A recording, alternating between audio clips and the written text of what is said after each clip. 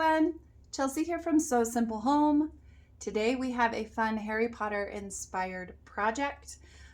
If your kids are like my kids, they love Harry Potter, maybe your grandkids love Harry Potter, and they want to, have wands and pretend that they're wizards. Several years ago, our kids were the characters from Harry Potter for Halloween, and so they wanted wands. And we took a trip to Universal and were able to get them both actual wands from Ollivanders. Now, that's not always the case for other people. Sometimes they'll buy them on Amazon.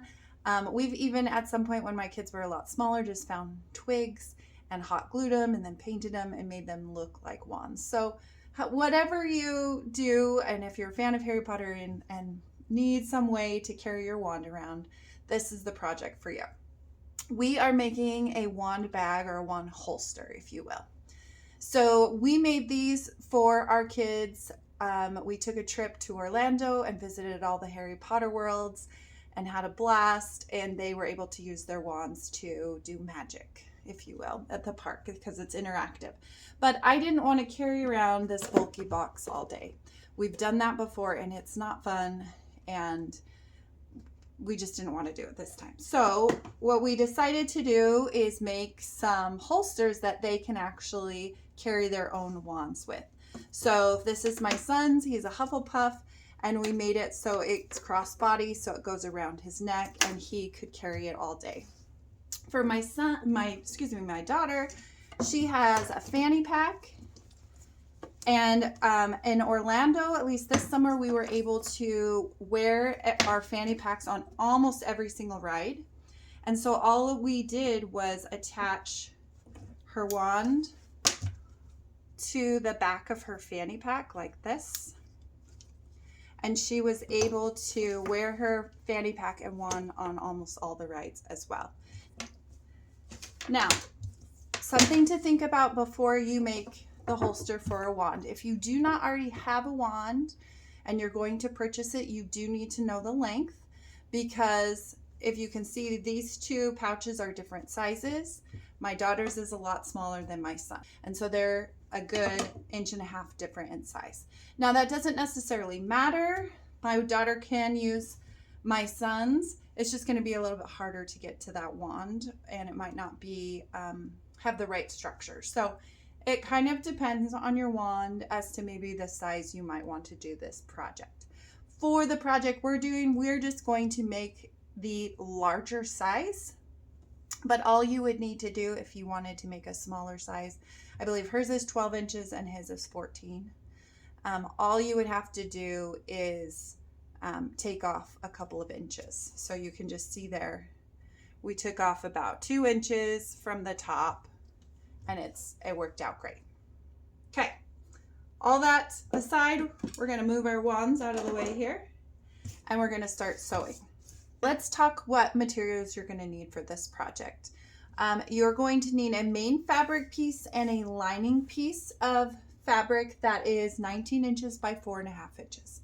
And like I said before, if your wand's not as big and you want it just a little shorter, you can always take off an inch or two, but if you take an inch or two off of here, do the same on the other side.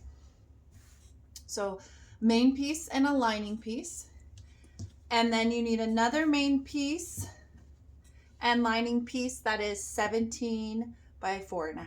So each of these is 17 by 4.5. So those are the fabric pieces for the pouch. Then you're going to need a piece for your loops, and those are at the bottom and on the side. This is what's going to hold your bag in place. And this is 5 inches by 1.5 inches.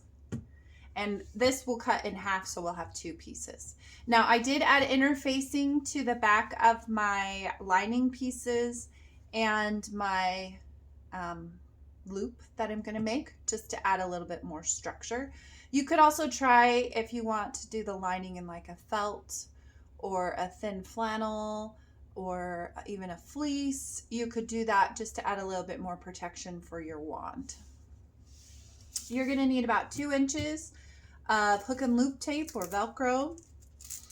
You'll need 2 carabiners. These are just small, like 2-inch, I think, carabiners that I got off of Amazon in different colors. You don't have to use a carabiner. You could use a keychain or a D-ring. It's totally up to you. It just depends on how you're going to actually carry your bag. So for my son's bag here, I actually have a carabiner and a keychain here. So the keychain is on my webbing and then it attaches to the carabiner. But I did the carabiners because for my daughter, if you remember, the carabiners here are going to attach right to her bag. So just depending on how you're going to carry it might depend on the type of hardware you want to use. But for this demonstrations, we're just going to show you how to attach the carabiners.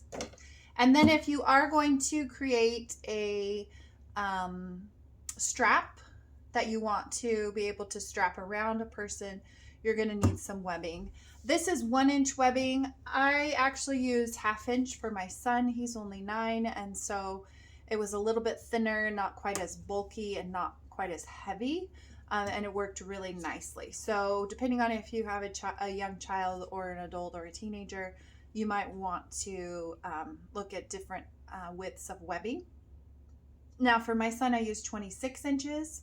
Again, he's only 9, but you can actually customize that and use a measuring tape and measure around the shoulder to the hip to make sure it's going to be the right amount of webbing for the person you're making it for. All right, so those are our supplies. The first thing we're going to do is we're going to sew the loops. And for this project, because this is going to be such a small loop, I'm actually going to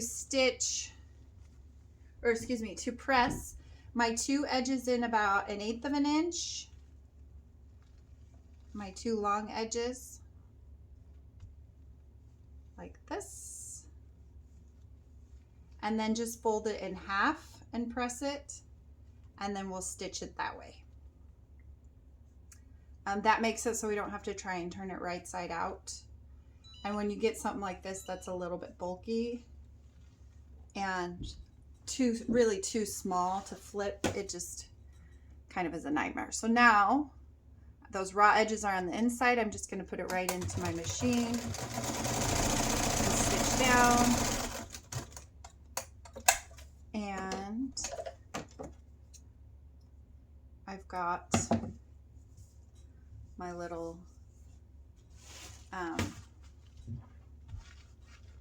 loops. Okay, now like I said, we want 2 of these, so we're just going to fold this in half. And now we have 2. And so this will be 1 loop, and this will be the other loop. Now we're going to stitch our bag together. So we're going to take our long pieces. So we have 2 long pieces, and then we have our 2 shorter pieces, and we're going to put our 2 main fabric pieces together and match the bottom edge and our lining. So this is the top edge, this is the bottom edge. Now I'm going to take one of my loops and I'm going to place it on the bottom edge of the main fabric. Just pin it in place so it doesn't move. And then I'm going to stitch down both of those short edges. We just put right in, and we're just stitching at about 1/4 inch forward and back all the way across. I just back stitched over my loop one more time just to ensure it's strong or has a good stitch on it.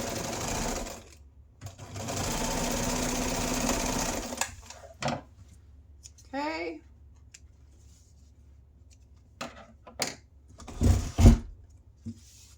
So I've got 1, 2.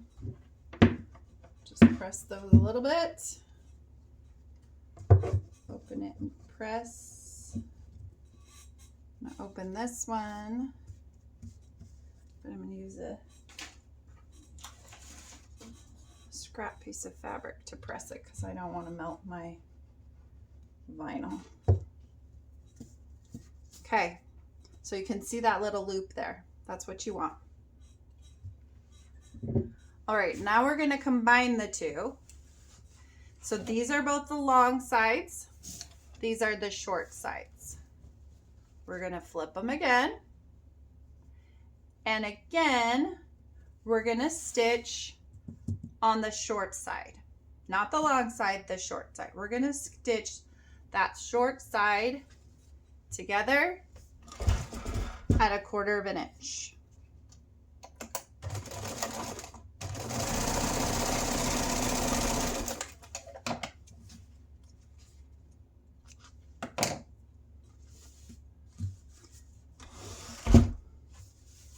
So now we just have this really long piece. Okay, so this actually here is the center of the front of the bag. So if I'm looking at my bag here, this edge right here where my Velcro is in the front of the bag is this edge right here in the middle. So my lining is here and my main fabric is here. My lining and my main fabric. So before we actually stitch the whole thing together, we're going to first flatten this and press it down.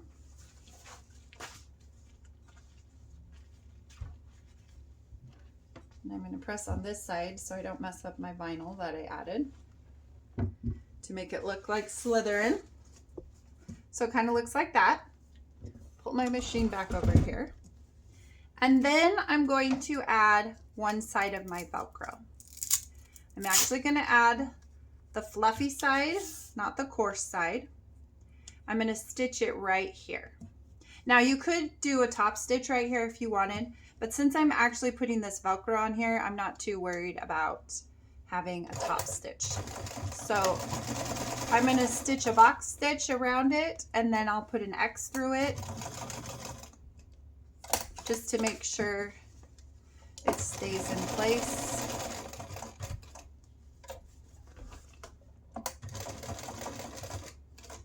Put my little X in it. I like to just do one continuous stitch. Some people like to cut their threads and move stuff around, but I don't do that if I don't have to. I feel like it saves a little bit of thread. Maybe not, maybe it's all in my head, but. So there's my Velcro, my little Velcro piece sewn on. Looks a little awkward, right, with this random Velcro piece. It's okay, it's gonna work out. So we're gonna turn it so the right side is up. So we have our main fabric here. Now what we're gonna do is we're gonna take our Velcro piece and we're gonna fold it up so that my bottom edge is flat and my Velcro matches up here. Then I'll fold this one down and then I'll fold this one up. Okay, so it'll kind of look like this. I know it's a little awkward, but I promise you when all is said and done, it's gonna work. Okay, so I have this will be my pocket eventually, and then this will be the back and the front. Now before we can stitch any of this together, we have to add our loop. So the loop is going to go in between the two main pieces of fabric. Okay, so it's going to go like right here. I usually have it close to the Velcro. That's just me. I want one closer to the top and then one at the bottom. So I'm going to put my loop right about there and then try and pin it so it doesn't move too much. And then I have all of my layers together like this. So you can kind of see it's a sandwich. So these two, if you separate them, okay, but we're not going to. We're keeping it all flat. nice and flat. Now I gotta fix it. Oops. All right, so to sew this, we're going to start up at the top. We're gonna sew forward and back stitch, sew all the way around, and then end at the top. And we're gonna leave a gap at the top here. So there'll be a little gap here, and that's where we'll turn it right side out. Making sure all those edges match up.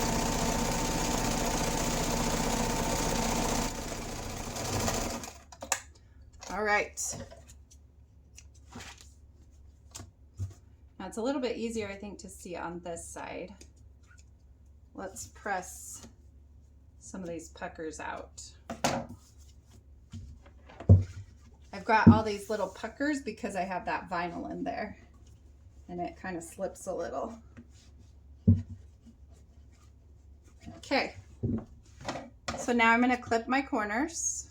1, 2, 3, 4. Now I'm going to turn it right side out. So here's my little opening. And this is a trick because it's not a very big opening, and especially if you have a really thick interfacing or like my lining with the vinyl, makes it a little bit harder to move, but we're gonna succeed, I promise. Out. It's being tricky. There we go.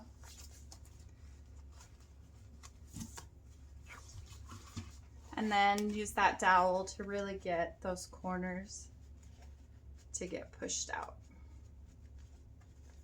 the best you can. And we can press it.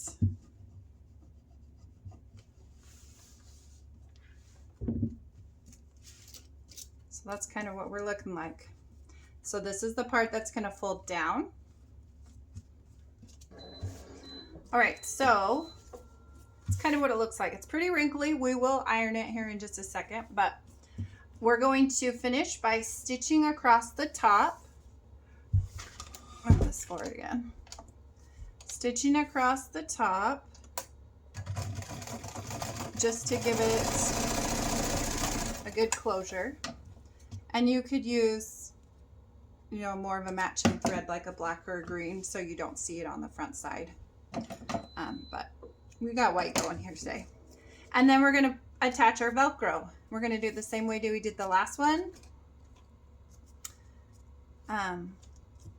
Just doing a box stitch all the way around and then adding our X.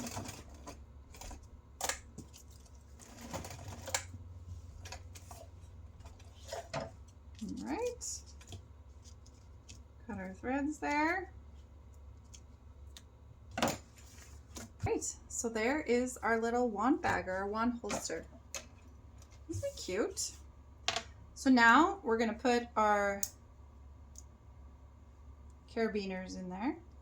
1 carabiner, 2 carabiners. And now it will snap onto a bag, snap onto some webbing. So if you do want to do webbing to make a strap, you'll measure your webbing out depending on your model. I just did enough webbing to go over the shoulder and just like to the hip.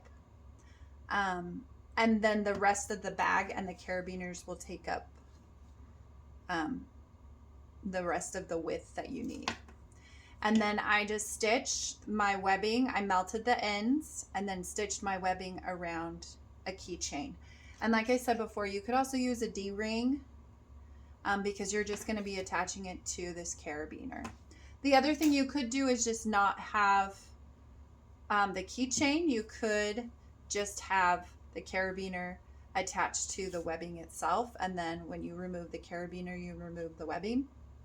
But I didn't want that because I wanted to be able to take the webbing off pretty easily and then this attached to another bag, because at some point I was like, my son is not going to want to carry this and I'm going to have to carry it, and I already have a fanny pack. That didn't end up happening, but I could have just easily attached this to my fanny pack and not had multiple pieces of webbing that I have to deal with. This bag is also big enough that you can see it's going to hold both of these wands. So if you have multiple wands and you have kids that aren't going to carry them all, you could put multiple wands in there. You could also have room to actually put your webbing in here. So if you wanted to take the webbing off and attach this whole thing to a separate bag or to a stroller or to a backpack or whatever, you could take the webbing off and slide it in here as well. So that is how you make one of the Harry Potter wand holsters. And you can see they're all just a little bit different. My very first one, if you're wondering where my Gryffindor one is, it's right here. It's just a little bit less width. So they've kind of evolved over time. But ultimately, the concept is the same, and it's worked really well for our family. It's a fun way to carry their wands around. It comes open fast, so you can access the wand really easily and do your magic and then be off. The other thing to take into account is if your child's wearing a robe, if they're wearing their Harry Potter robes, you might need a little bit more length on the webbing. So make sure to measure them in their robe so that they have access to this. But if they can also wear this on the front, so if they are wearing their robe, they could have it on the front and then access it from the chest, and it would work that way as well. But that is our project today. I hope you enjoyed it. Let me know in the comments if you have any questions or concern.